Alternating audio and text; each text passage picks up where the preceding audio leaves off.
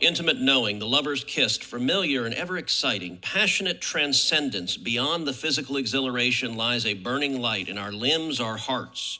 Floating, flying, falling in every direction, amorphous and wonderful, time-stretching, space-curving, exquisitely explosive eros. And yet I timidly tremble every time. Now, somehow this is about property, which is not immediately evident as to why, but later in the article you write, you say, property is not simply a relationship between an owner and an object of ownership. Property is primarily a complex relationship between people and secondarily regards the objects people exploit.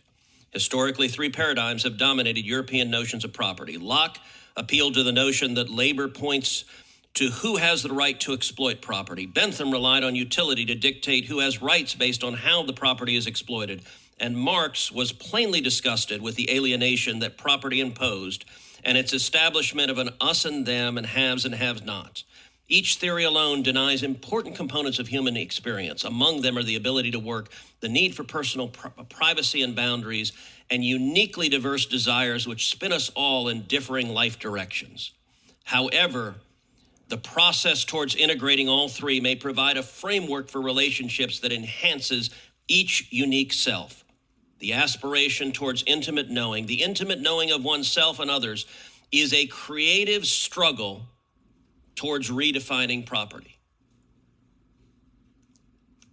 What the hell does that mean?